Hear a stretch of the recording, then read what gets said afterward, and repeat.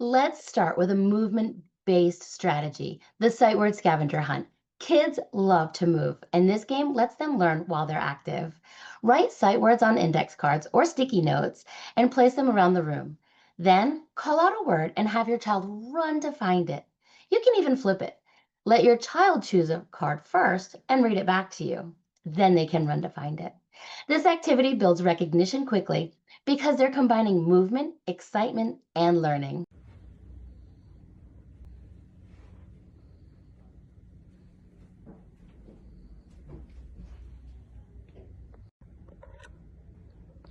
Find the.